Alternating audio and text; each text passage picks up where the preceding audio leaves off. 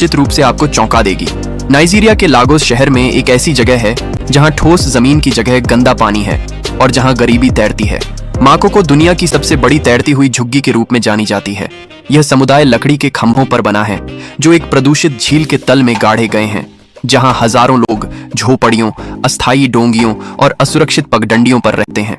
अनुमान है कि 2.5 लाख से अधिक लोग इस लकड़ी, झिंक, कीचड़ और पीड़ा के जाल में रहते हैं। अधिकांश वहीं पैदा हुए हैं और उन्होंने कभी दूसरी जिंदगी नहीं देखी। न तो सीवेज सिस्टम है, न पीने का पानी, न नियमित कचरा निकासी। सब कुछ सीधे पानी में चला जाता है, जिसे मछली पकड़ने, खाना पकाने, कपड़े धोने और नहाने के लिए भी इस्तेमाल किया जाता है। दृश्य पूर्ण उपेक्षा का है। घर उपलब्ध सामग्री से बनाए जाते हैं। लकड़ी के टुकड़े, पुरानी टाइलें, लोहे के टुकड़े, प्लास्टिक की चादरें कुछ मुश्किल से खड़े रहते हैं।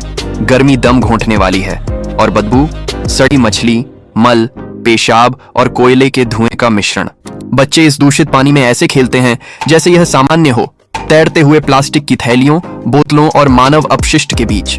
लेकिन सबसे चौंकाने वाली बात यह है कि अस्थिर लकड़ी की संरचनाओं पर भी माकोको में बाजार, चर्च, स्कूल और यहाँ तक कि वेश्यालय तक हैं। जीवित रहना इतना कठिन है कि कई महिलाएं, जिनके पास कोई विकल्प नहीं, भोजन, कोयला या बच्चों के कपड़ों के लिए देह व्यापार करती हैं। गरीबी सबको चरम निर्णय लेने पर मजबूर करती है। माकोको प्रतिरोध का चित्र है, लेकिन साथ ही भुला दिए जाने का भी। नाइजीरिया की सरकार अक्सर इसे अवैध कब्जा कहती है और कई बार समुदाय के हिस्सों को जबरदस्ती हटाने की कोशिश कर चुकी है।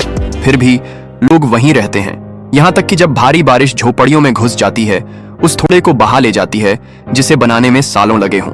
और फिर भी जीवन रुकता नहीं।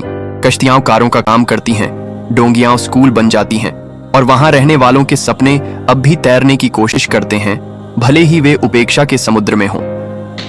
नंबर 8, अगबोगब्लोशी।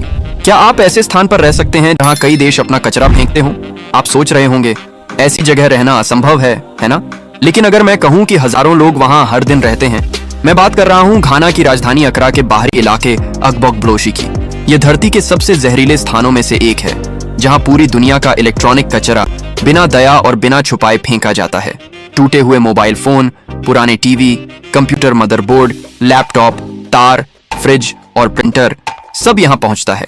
यूरोप, संयुक्त राज्य अमेरिका और एशिया से हर हफ्ते हजारों टन डिजिटल कचरा आता है, इस बहाने कि यह उपकरण पुनः उपयोग योग्य है।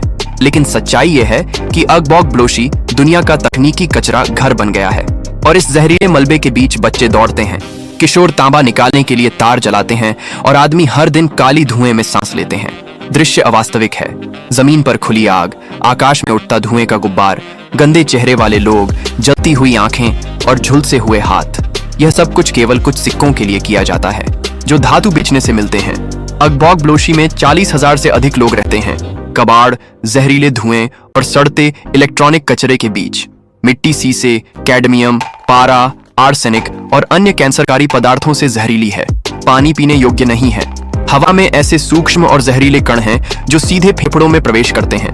लोग बीमार पड़ते हैं लेकिन फिर भी जारी रखते हैं, क्योंकि यहाँ जीवित रहना स्वास्थ्य से ज्यादा मायने रखता है। यह वह स्थान है जहां भविष्य आग में जलकर राख हो रहा है और वर्तमान धुएं, दर्द और उपेक्षा से बना है। अगबोगब्लोशी केवल कचरा स्थल नहीं है, यह वैश्विक असमानता का सबसे बुरा चित्र है। एक ऐसी जगह जहां अमीर अपना अतिरिक्त सामान फेंकते हैं और गरीब इसकी कीमत अपने शरीर से चुकाते हैं।